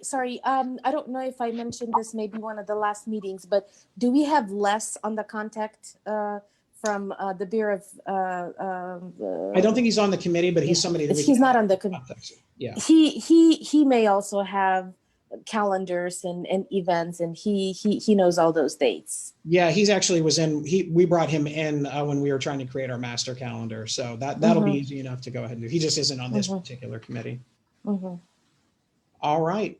So it is now 7:54. We'll go ahead and say thank you again to all of you for participating. Again, we'll go ahead and have our next meeting as a group, as a whole committee, on the second Wednesday of November. And then you'll get your contact information tomorrow so you can figure out when it is that you would like to meet as a committee between now and then. That way I can help facilitate the conversation and get all that stuff together. So otherwise, for those of you that are here for the Welcoming and Diversity Committee, your job is done and I appreciate it. If you'd like to stay on, you're more than welcome to, but we're going to go ahead and move in now to the military recognition meeting at 7:54 and 32 seconds. Close enough. So thank you. Thank you. Thank you. Thank you. Thank you. Thank you. So now we have, thank you. All right, we have our military recognition meeting. We have our chair, Renisha Springer, who I know is on here. I saw her name just a little while ago. I don't know if it dropped. Nope, I see her. Yep, there. So we have that on there. And then we also have co-chair Doug Joseph. Thank you, Doug, for joining us this evening. One of these days, you and I are going to have to sit down and have a fun conversation about the world of politics. I keep seeing your posts, but I can't put myself to type into anything. But we'll have to have a fun time with that. Grab a cup of coffee for that one. And we don't have a secretary yet for this position, but that's okay. And I believe we have George Musi. Thank you, George, for joining us this evening. I appreciate it. You're welcome. George, for those of you that have not had a chance to meet George, George is actually, you can give your title, but you're with the American Legion, correct? That is correct. I'm the commander of Reynoldsburg Post. So thank you so much for joining us this evening and being a part of this. George and I had an opportunity to sit out at the Memorial Plaza a couple weeks ago when the weather was really nice and talk about a couple of things. I think since that point in time, we actually have the name of Memorial Plaza up and we have a little bit of the red, white, and blue. So that is a good thing. I also wanted to kind of go over a couple of quick things that we're waiting on just for the Memorial Plaza. We are waiting to get a couple of quotes in on some flagpoles. We're looking to have 3 placed behind the entryway, and then everything else right now is kind of finishing up some of the landscaping issues. There's some safety concerns about part of the park area in the back that we're going to have addressed. So I know the auditor and I actually had a conversation about that. We actually had a chance to walk it and kind of point out a couple of things that need to get fixed there. And then we're going to see where we're at as far as what other things that we can add in. I know George had mentioned his commitment to POWs and MIAs and a potential for having one of the limestone, I guess you say limestone benches kind of dedicated to that particular event. We also talked again, like Doug and I have talked about having something specific for specific theaters. And I believe, and correct me if I'm wrong, I know I forwarded some information from Stephen to everybody. This was the information about, Stephen, do you want to talk a little bit about what you sent for the app that's available that you gave me? Thank you, Mayor. This is Steve Sisak, and there's a program going on to recognize the Armistice Day on Veterans Day in unity with many other cities across the country. I believe it's called Bells Across America, and they're all going to ring the bell to signify the end of World War I. And I think this might come in right at the same time as the dedication and opening of the park. Hopefully it all jives together pretty well. Well, I think we can do something there. Our hope is that once we get the code in for the flagpoles, that'll be easy enough. And I think that'll be a good start to have something there. I know I've been in contact with the governor's office. Obviously, he's a little bit busy with some things right now, so I don't know if he'll be able to join us, but I know that there's been talk of having a declaration there to kind of recognize it. But outside of those particular things and some of the things that George and I had talked about as well, I'd like to turn it over to all of you. And if you have any suggestions or thoughts about how you want to proceed and what things you would like to see in the park, then we can go ahead and we'll take some notes and see what we can do. I had a question about the 3 flagpoles. Yes. What flags are you thinking for the? So I think the way that we had talked about it is that obviously the first one, the center would be the American flag, and then the other 2 could be some that might vary. I know George and we had talked about adding other flags throughout the back end of the park, and maybe have all the military flags up, very similar to what's over by the senior center, and maybe depending is it today or yesterday was the Navy's birthday? Was it yesterday? Yes. All right. So yes. So then that, we would have the Navy flag. That would be one of the flags. And maybe the rest of the continuation would be like the POW MIA flag would be something that would be there. But we would try and rotate some of those flags in for specific holidays or commemorative issues. Okay. I was hoping we could get a proclamation for maybe the first council meeting in November regarding the bells, and join that and get on their website and be part of that. Absolutely. We'll work on that. This Thank is you. actually the third year that this type of event has occurred. 2018 was the first year. And in fact, we did a council resolution that year for that. So yeah, proclamation would probably be nice too. Yep, we'll get those. I'm sure we'll have somebody on council that'd be more than happy to do that. And obviously I can do one as well. So that'll be good. Were there any other, as far as potential funding sources, I have reached out to State Representative Richard Brown, who's on the Veterans Committee, and he is kind of researching some things for us. Obviously, it's getting a little harder to come by some funds now because of other circumstances, but we are looking out to that. If there's any other suggestions or thoughts about where we could look from different organizations that might be willing to sponsor either one of the sandstone pillars for the specific branch of the military, or if there's something specific for, for the POWs or something along those lines, please let us know. I've been keeping an eye out on our grant list, but there hasn't been anything military related since, I think since early year this year. You know, I've been trying to get somewhere with both with the Veterans Administration. Still waiting to hear back from some people regarding grants and things like that. There's a lot of red tape and a lot of back and forth there. So I'm still looking at that. That was about the only thing that I was working on, but I had a question about last time we had the meeting.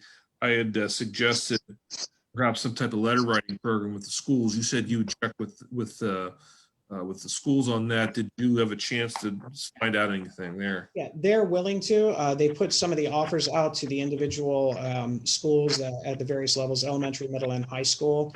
I also believe, George, were you part of that conversation with me when we were at the VFW for the POW ceremony, or was I talking to somebody? I think I might have been talking to somebody else at that point.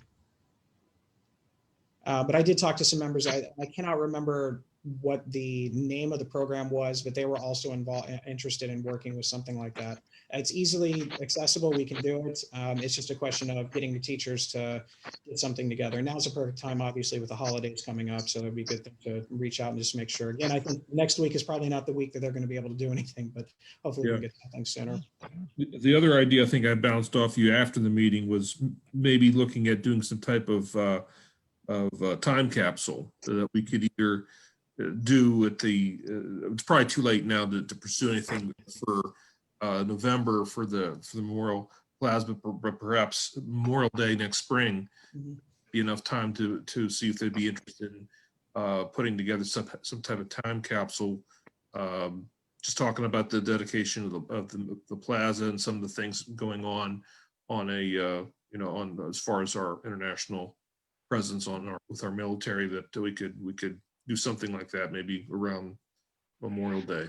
That's absolutely where we could find resources for something like that, but I'm not even sure what those cost, but that might be something that would be a nice thing we could work on for next year. All right, so we could have the time capsule, and then it would be a question of, we could probably reach out to at least our local historical society and see if they have anything that they would be willing. VFW would be easy. George, would there be anything that have you had any experience with time capsules or with the American Legion? No, we don't right now. We're still looking at that too. Okay. They are a little expensive to put in, so it depends on where you want to do it and how you want to do it. Okay. Maybe it might be possible to find sponsors for something like that. Have a small plaque, which with the names of either local businesses or local individuals that wanted to contribute towards something like that. That'd be good. That'd be a great idea. George? Yeah, that's one of the suggestions. Yeah, have a local business do that, make a plaque for it. That way you can get your donations to be donation free. Okay. That would be good. Let's see, we'll kind of take one of our standard donation forms and we'll try and tailor something specific to a time capsule option.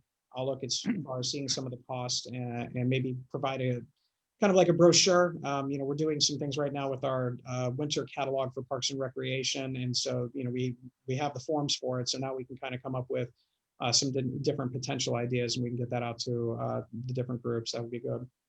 The other idea I had was maybe trying to set up like a 5-year master plan for the Memorial Plaza things that we could accomplish every year, maybe over a 5-year period.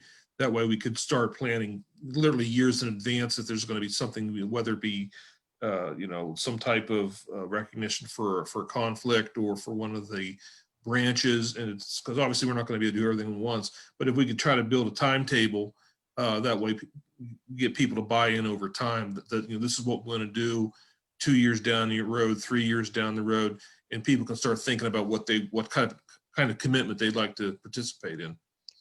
Or how about maybe for the next meeting, before the next meeting, you guys, let's try to figure out what the best way to do. Come up with some ideas about what you think you would like to see. And then what we can do is we can bring in our engineering firm, OHM, to come in and be a participant in this call so they can kind of listen to some of the suggestions. And what I'll do is I'll have them, I'll forward some of the stuff that they had sent us originally for the Memorial Plaza, and I'll get that out to the entire committee so you can kind of see some of the different options. Obviously, some of it is a little bit grander than what we have room for at Memorial Plaza, but that might be something, because what my hope would be eventually is, for those of you that can envision it in your mind, as a pathway basically from Memorial Plaza all the way down French Run Creek, all the way down to the nice open green space before you get to like Erie Escape and some of those buildings out there where you have some nice open park space. That was part of that comprehensive master plan that was put in. And maybe that would be maybe that would be the end goal, where you have something a little bit more substantial in that particular area to kind of walk and build to. So that would be something that we can send out as well. The other idea I had is that when looking at Veterans Day and Memorial Day, and obviously the 4th of July are all patriotic related events and dates. Perhaps we could start looking at it would actually give exposure for the city and for the Memorial Plaza if we could find significant individuals that served in various conflicts that would come and give a speech or something like that, a dedication or something like that. Like if we decided, okay, this particular date, we're going to do a dedication for the Air Force, and maybe an Air Force officer of high rank to come and actually formally do the dedication and give the city and the event quite a bit of exposure. George, would you be able to help out with maybe finding some of those individuals? Yeah, so what we do, like I told you before, Mayor, we have a ceremony, a Veterans Day ceremony at the Silent Home. And we also put a ceremony there, and we have you this year have all local officials come there, and any veterans and families to help support the cause. We can do that with locating veterans, because I know Warren Moss down there at the Moss Museum. We have a lot of contacts. That'll be great. Maybe even one time, I believe that the Mott's at some point in time, if I remember, they've been able to take some of their, I guess you could say, some of their exhibits on the road, so to speak, in different locations when they've had events before. I think they've taken a couple of different things up to Westerville at one point in time and stuff like that. Maybe that would be something we can do, kind of like, not necessarily touch a truck, but something very similar to that. I know the Canal Winchester Labor Day Parade, they always have a very good contingent of older military vehicles and things like that are in the parade. That might be something to look at as well. Say what you want to say. Everybody, when they see certain military vehicles go by, everybody still looks and turns their head and wants to see them. So maybe that'll be something to help also kind of get kids involved as well, as to see it from a different point of view. All right, so we have a little bit of a homework to do, don't we then? So we've got some things for the Memorial Plaza for the hopeful recognition for the dedication. I'll get some information for the school. I'll follow up with the superintendent on some of the school letter campaigns, and I'll get some information about a time capsule. And then if everybody wants to think of things for a 5-year plan for what they would like to see, and you can do that after I send you what kind of things that have been bouncing around here at City Hall with our engineering firm already, and then we can kind of start laying the foundation from there, and then kind of move from there, and then get those council resolutions for November. Council will be live starting in the next meeting, so we'll be back in City Hall. So that'll be good. So maybe we get those proclamations and resolutions in that first November meeting, and then maybe that would be a great time if members of this committee could show up, and that would be a timely piece to just kind of introduce you if you would be open to that, and then we can move from there. The one last idea I had was maybe we want to appoint someone like a media liaison, someone who'd be in charge of letting the press and the newspapers, the TV stations, radio stations know when things are going on pertaining to the plaza. That way, you know, they're not reactionary. They have information in a timely way. They might want to send out someone to interview people or cover it for the television stations. If we had one person dedicated to doing that, that might be helpful. It's easy enough. Like I said, with the other committee, we'll have Jennifer Clemens. I'll add her to this email list. She's Okay. we're getting a lot of good feedback from other things for that. So I think it should be another way to expand that, but that's a good idea. All right. I know we are just more efficient, I guess, in a military manner by getting things done a little bit earlier than what's expected. But if there's any other ideas, you know, I know just as the old history teacher, you know, if there's a possibility of doing something for particular days, you know, I know obviously for me, December 7th tends to be the one that kind of kicked off my love of history in general. You know, obviously it's not that far off. It'll be here before we know it. But maybe if we're looking at specific days other than Veterans Day, maybe there's some other significant dates that we could use to recognize different theaters of conflict all the way going back. Obviously, we have at the cemetery, I believe we have someone as far back as the Spanish-American War. So maybe that's something that, again, not a lot of Americans know about that in general or don't know a lot of the details, but maybe that's something that we can do and coordinate with some of our history teachers in the district to kind of add to that knowledge base as well. All right. If there's nothing else, there's nothing wrong with getting done early. I have no problems with that. We'll probably take a few minutes before we move on to the Transportation Committee just to make sure everybody gets on. But if there's nothing else, I do thank you. And we'll get those emails out to you tomorrow with all the attachments and everything else like that. And if you want to figure out amongst the group here when the next time that you guys would like to meet as a committee, we can get something set up before that. Again, that second Wednesday in November. If I don't see you until then, have a wonderful, happy Halloween. Stay safe and make sure you give good candy out. Thanks. Thank you, Mayor. Thank you. Thank you.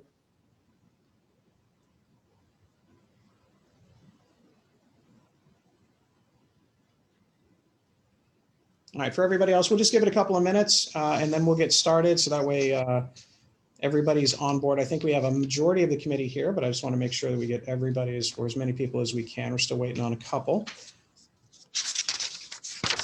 On your last committee you just had, Joe? Yeah. Just a note, it's not actually military, and a lot of people don't know that from Flag Day on June 14th to July 4th are actually called Honor America Days. Is there anything? Yeah. Might be something that could tie into the military. Well, I know that about those. I know when we started the banner program last year, I know a lot of it was just trying to get the information out. So we're going to try and do a little bit better job. We obviously have the Parks and Rec catalog that's going to come out right after the first of the year. And we're hoping to have the Reynoldsburg Connects information in there. And because again, it's going to get mailed out to about 10,000 residents. And maybe that's just a way to kind of increase that knowledge base, but maybe that's something when we especially look at a calendar committee or something like that, we can have that listed so we can plan certain banners at certain times. Obviously, if other people are talking about different things, we already have the flag banners that are in now that are new, so we can have those up at that time as well as, other appropriate times. But that would be good. Yeah, I'd have to go back and check, but I think the Honor America Days actually started just after 9/11. Mm-hmm.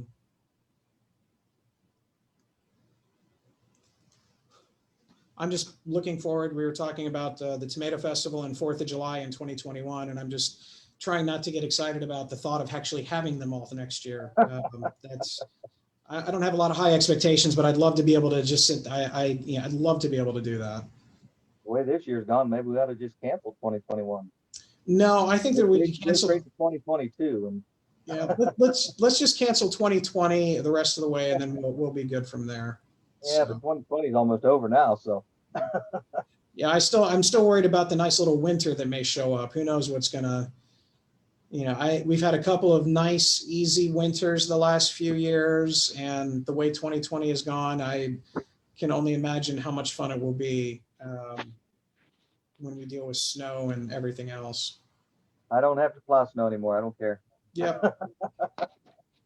Well, one of the things that we were talking about, because of all this remote learning, have we seen the last of snow days for kids? Because now, if you have a snow day, can kids just turn on their computer and log in that? I'm not a fan of that, only because of the fact is I think we all had memories of those snow days where, you know, especially when you're younger and, you know, you get all bundled up and you go out and you play in the snow, you build a snowman, you go sledding, things that you normally wouldn't necessarily do on a weekday type of stuff. Those are the kind of cool memories. I would hate to not have those memories for, you know, future generations, but I don't know if I think technology might have just made that obsolete as we go forward. I know my kids always used to get mad at me because we'd be out spreading salt and everything else all night so that they could go to school. I'm surprised they didn't try and hide your keys or anything else like that. They probably would if they could have. Well, when I got on the school board, we would always have those conversations about, you know, who's making the final call, because some people thought that the school board did, and I'm like, no, we're not awake yet at that point in time, and it always went out to the superintendent. So I asked early on, it's like, so what is the process? How do you make that decision?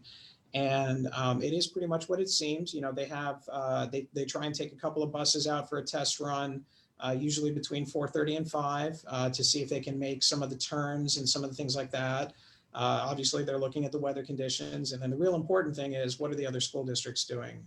You know, nobody wants to be the first one to cancel, but usually once some of the bigger districts like Southwest cancels, usually after that, everybody kind of goes right aligned and right in order with it. I got a few phone calls from Dick Ross and Steve Dakin and this and that, whatever, about 3 in the morning, wanting to know, yeah, how are things going to look at about 5? Well, if it quits snowing, we'll be in good shape. But yeah, that's always a big if. We always got it. I think that when people would look at it and they look at how much snow is coming, I said, it's not about how much, it's about when.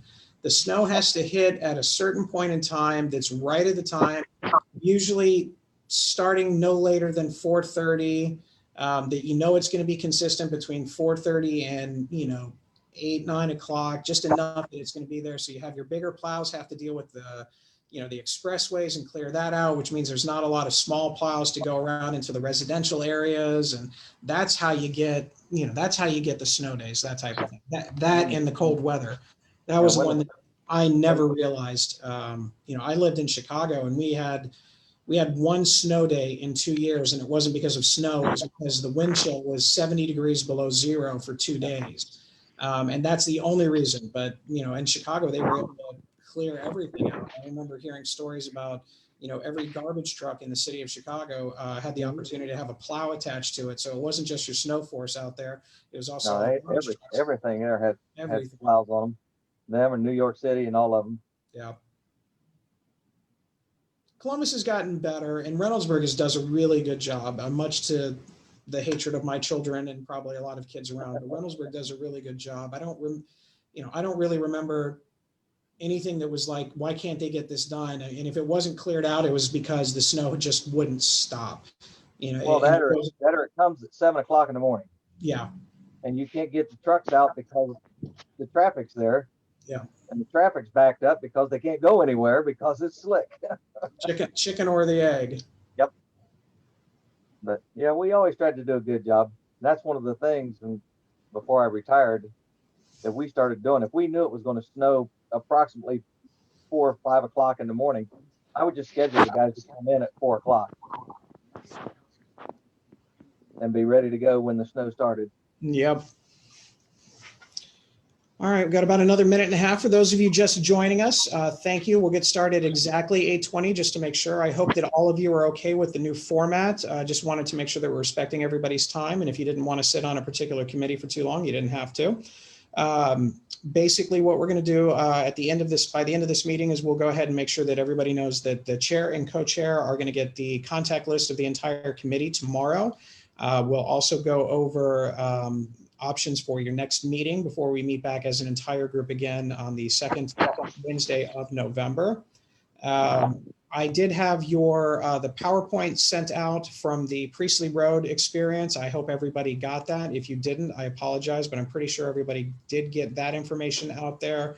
And I can't remember if I had anything else sent. I know we did talk a little bit with our the Reynoldsburg Police Department.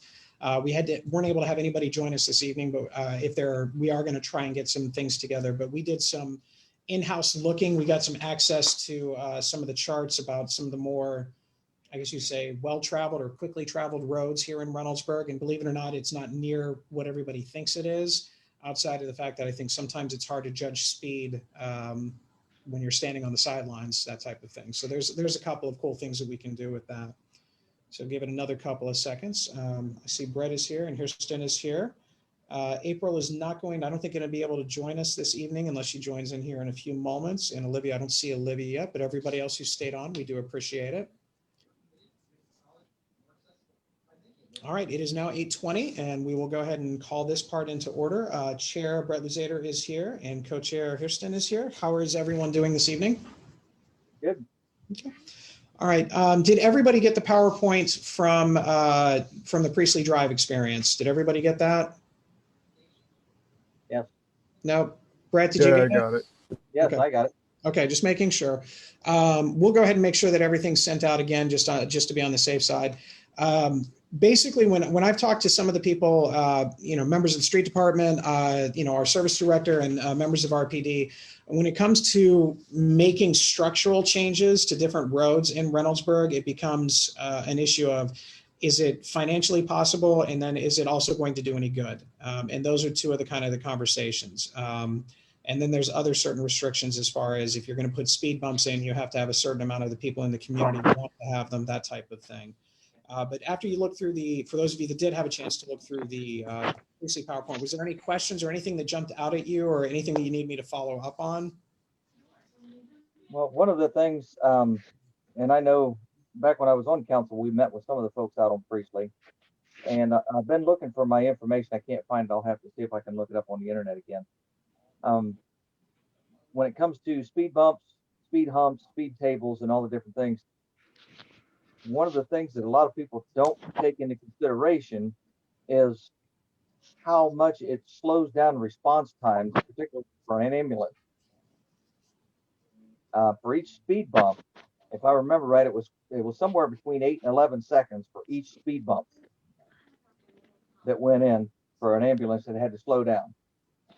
Now, if you've got 5 speed bumps, you've just delayed an ambulance by a minute. In a heart attack situation, a minute's a long time.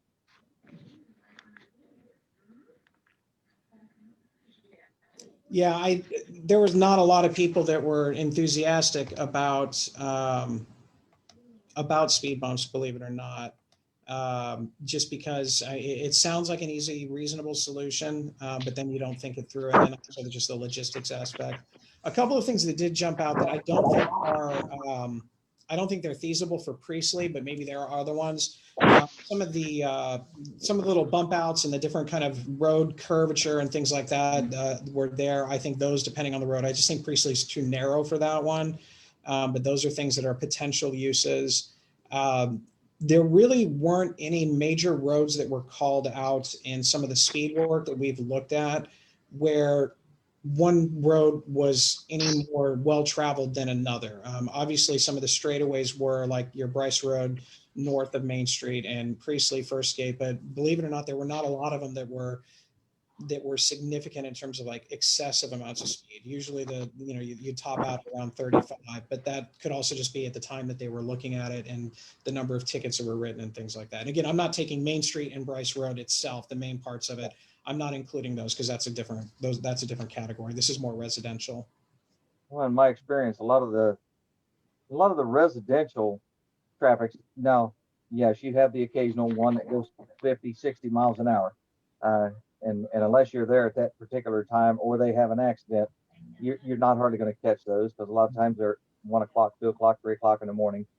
But for the most part, if you look at all the traffic counts that the police department does and the street department used to do them, the average is usually right between 25 and 31 miles an hour. The vast majority of them are between 90 and 95% are running at that speed.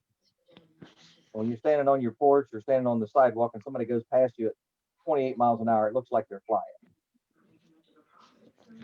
Would you guys be interested maybe either before the weather turns exceptionally bad or maybe in the spring, maybe taking an opportunity to meet with some members of RPD and going out and doing kind of like a speed test on a couple of different areas of town where you're kind of standing there with the radar gun, so to speak, just to see firsthand what it would look. Would that be something that would interest anyone? I've done it. So.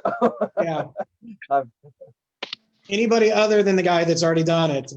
Roxanne, how about you? Would that be something? I would be interested. And then my question too is Reynoldsburg considering doing roundabouts as opposed to the speed bumping? I mean, I don't know. I know you need a lot of right of way for that, but you know.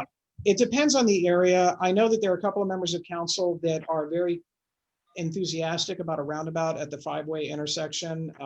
A small study was done a couple of years ago to look at it. The engineers that when we've talked to them, they said, can it be done? Yes. Would it cost the city a lot of money? Believe it or not, not really, because of the grants that are out there for roundabouts. The one concern that they continue to bring up for that particular location is, if you've ever seen the movie National Lampoon's European Vacation, I know it's an oldie, but there's a part where you have Clark Griswold in one car and he cannot get over. So he's stuck in that middle circle. Yeah. They said that the accidents from a T-bone crash would be reduced, but the accidents of cars kind of rubbing up against each other would probably increase. So we do have that would be only temporary until people got used to it though, right? I would hope so. I think the one that would be different with this is because there are so many ins and outs, because there are 5 instead of just a standard like 4, in a cross section. Because there's 5, that might lead to a little bit more. I know they've got some crash data. Maybe I can bring one of our engineers into one of these when we kind of have a real life thing and have a conversation about it.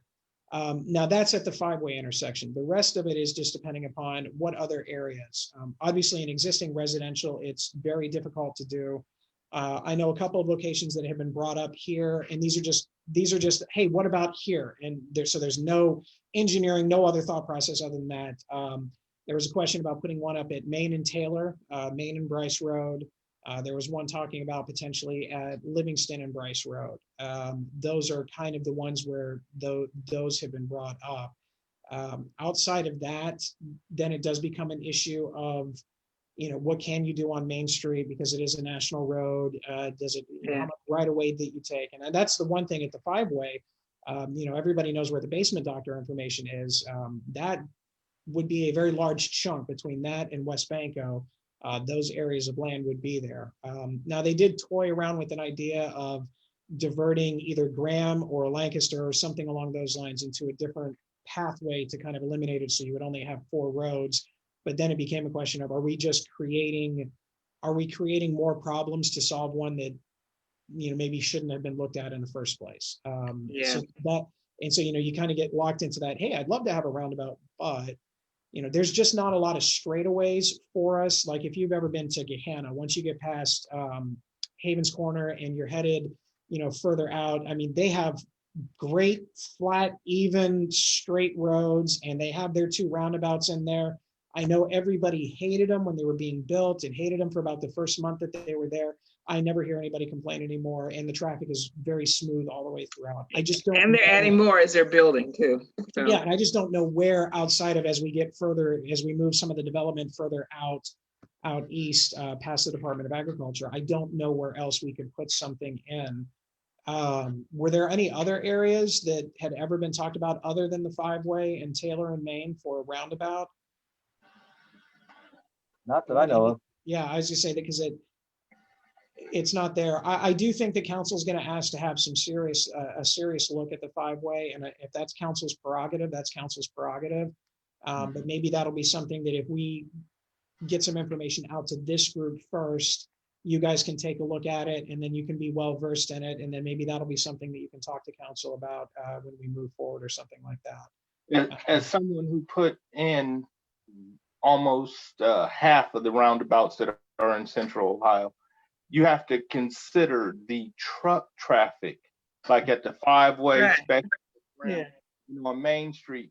A semi in a roundabout is bad business because it's they have to make the right, which means they have to take all 3 lanes, even at the 5-way.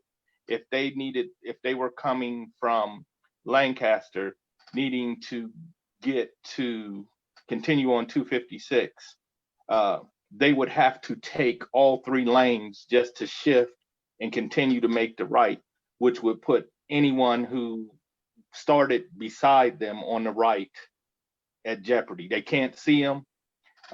If you by chance think it's different with the semi in there, take take a drive to what do we have? Groveport Road and Alum Creek, where they have I did that one. It's a double roundabout that services the trucks for UPS, and they, like you said, it's almost every day. It's a side swipe or someone's getting rubbed by semi tires.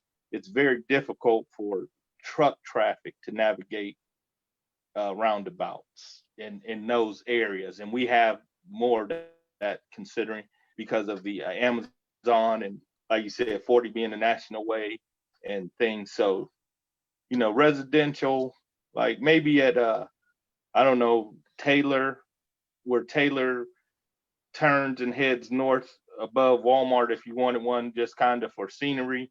And I know we were considering talking about an entrance ramp to 70. That may be something, for the aesthetic, but I don't think those locations would be very wise.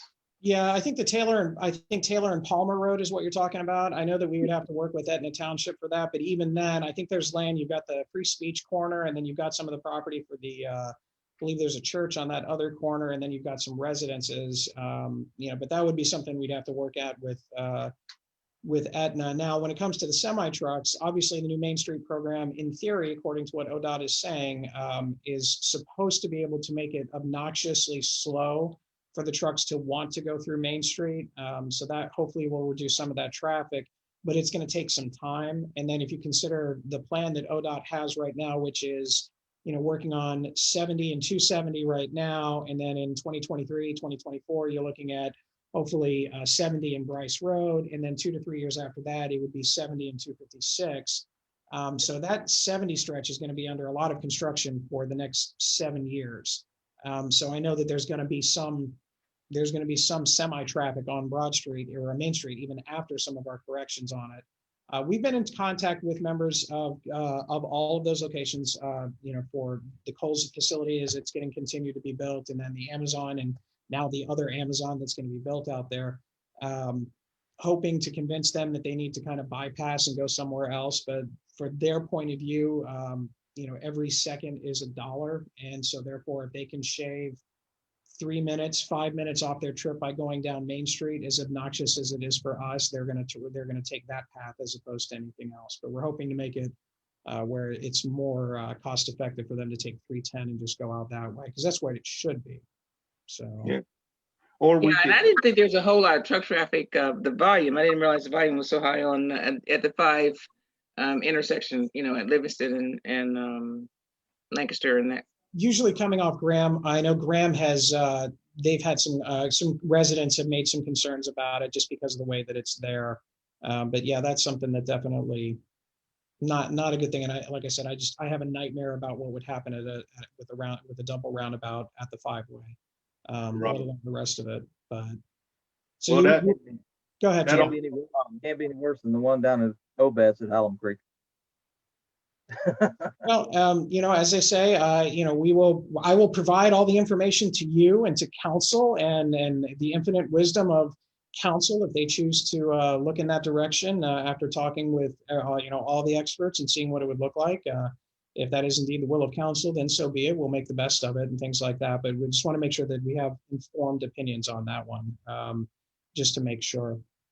All right, so moving forward, as we're still got a little over 10 minutes now, is moving forward, outside of, what things can I provide for you for the next meeting as we start looking at different options, whether it be transportation. And one thing that was brought up actually on my weekly show yesterday was about not necessarily traffic studies, but kind of looking, obviously there's a lot of development going on in Reynoldsburg, and there's going to be a lot more as the next couple of years go by, about looking at different traffic studies and figuring out kind of traffic flow or traffic patterns that may cause issues in the future. Obviously, some of the developments are going to be required to do some of those traffic studies or kind of an adjunct traffic study of some sort, so we can have that information to us. But at the same time, you know, if you're looking at development on Bryce in Main Street, or if you're looking at development further out east, when you get past Taylor Road and by the Department of Agriculture and things like that, those are going to be areas that are going to grow. You're looking at a very large development coming out across from the Department of Agriculture. It's about 120 acres is being annexed into the city. The area is going to be basically a lot of business, but then some residential that will serve Southwestern City Schools. So that is coming online probably within the next 6 months. We'll have all of the particular information. There was something at council the other day talking about maintaining Summit Road and things like that. But obviously that's going to provide even, you know, additional issues when it comes to traffic.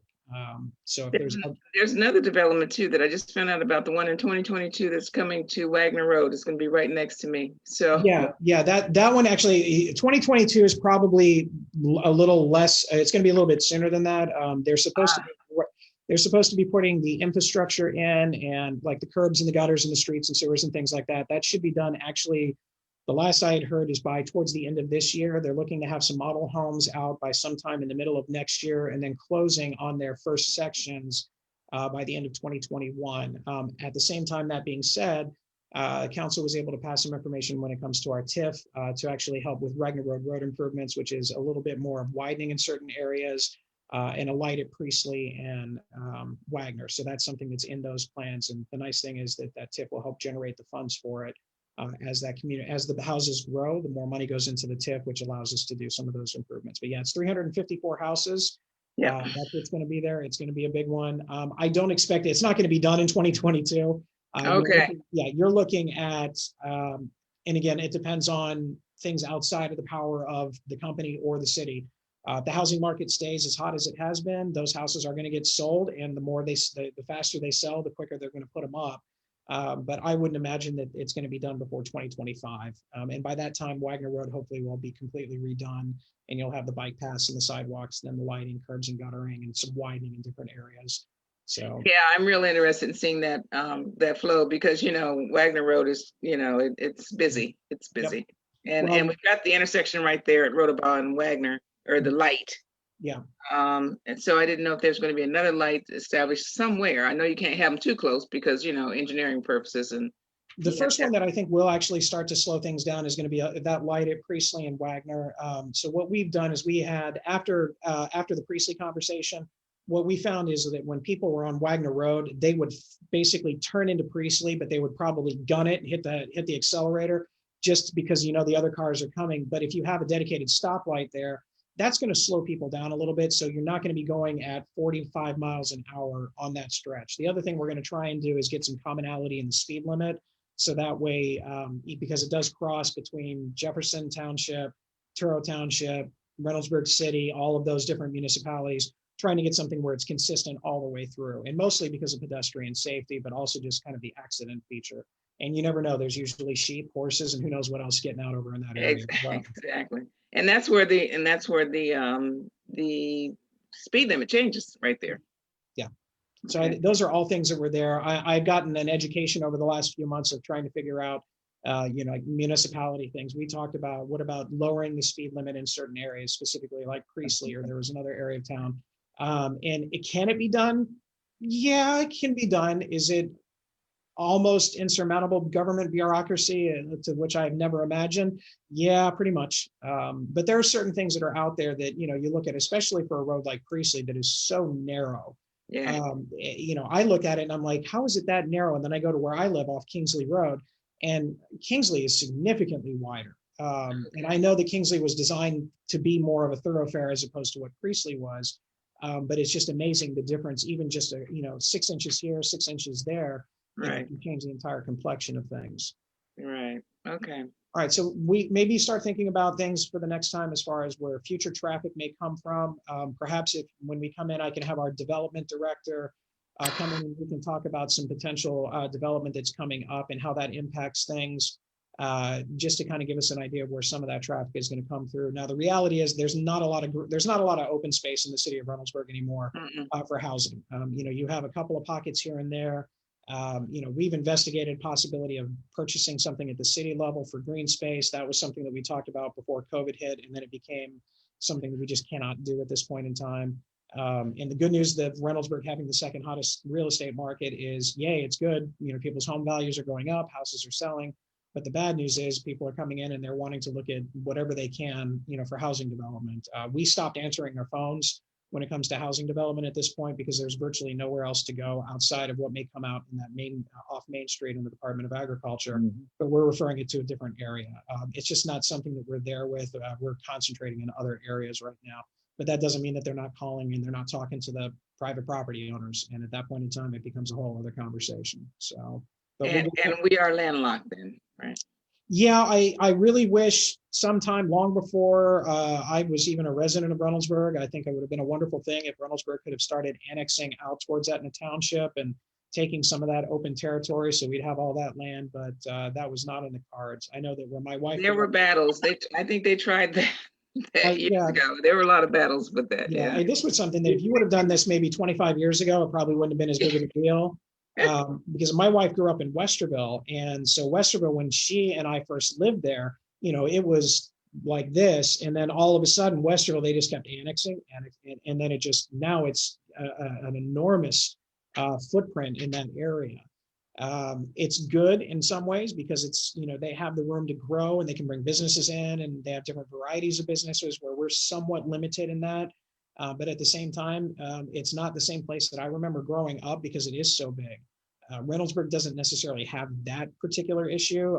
Like I said, there's only so many areas that are able to grow out at this point. So, okay. Well, part of the problem with going too far out east, particularly with us getting our water and shipping our sewage to Columbus, is the lay of the land is out that way. You would actually have to put in pumping stations and pump the sewage over a hill to get it to go to Columbus. There may be a murmur in the city of Columbus about annexing after the tax abatement is up 40 and 16 to the Kohl's warehouse, which would be International Parkway, and to the front of Amazon, so that Columbus, the city, got the tax. Because Etna Township technically doesn't have its own government. So I've heard that come up. I don't know how far in the future that is or how close that is, but it's been kicked around by the city of Columbus as far as on the thoroughfares to go past. And they're like, we could partner with Reynoldsburg because they're growing. Yeah, they can kick that idea around, but we've been very one thing we did do well is we did establish a lot of JET agreements with Etna Township, because again, they don't have their own government, and more importantly, they don't have their own income tax base. And so basically we're partnering with them so they can share with that. We're up to 3-4 JEDs, and one of the JEDs is now parceled into all these different things, and with everything growing in there, I mean, we're starting to finally see after a number of years some return on all of that. And obviously Amazon isn't going anywhere. Given what Etna is going through right now, because there's a big development that they want to put in there for residents that goes completely against whatever had been established prior to. They don't want any more. They're happy with the tax revenue from the businesses. They don't necessarily want any more residential. So they're fighting that fight out there. So it may be sometime in the future when Columbus tries to do something. But I think a lot what Brett said is I think some of the water issues out there will be there, because I know where our lines are, and I know where Southwest tried to encroach a little bit into our territory, and so that's why we're working together to make things a little bit better out there. But no, that's Summit Road is pretty much a breaking point. Yeah. Right now it is, and the I guess the sentiment with the city of Columbus is that kind of that line. If you take International Parkway where it is and go straight north, if they were able to annex that, because New Albany doesn't want to service their area that far out, which would encompass the Google and the Facebook that's coming. So they would kind of square it off is what they're thinking. But all that's just talk. And then with depending on how, like you said, how good the agreements are, or if they can make better agreements with Reynoldsburg and New Albany than they already have with Jefferson Township, you know, and places like that. So no, that's a good thing to think of. I'll do some snooping on that one. All right, we're just about out of time. I'm going to kind of go over everything again. I'm going to make sure that the Priestley Drive information is sent out again. So if you do get it this time, and just email us back, say, hey, I did get this. So I know, Roxanne, you said you didn't get it. I didn't get it yet. I'm going to look at some potential times for radar detection partnership with RPD, maybe get something on a weekend where we can meet at a particular location and see something, or maybe during the week. And then I will forward you what I can about what roundabout information that we have, if you want to peruse it and take a look at it.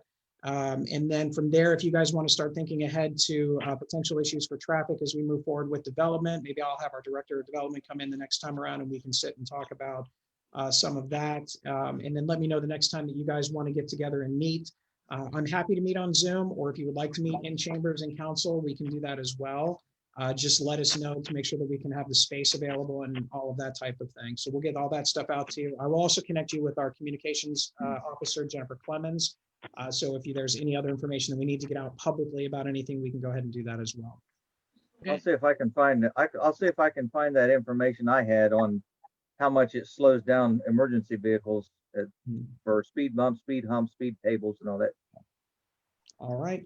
That sounds wonderful. Thank you all for joining. Again, if you have any questions, just shoot Jessica an email and we'll make sure to get that information to you. Otherwise, have a wonderful evening and we'll see you in the next couple of weeks. Okay. Take care. Thank you. Everybody have a good day. Everybody does. We'll see you. Uh-huh.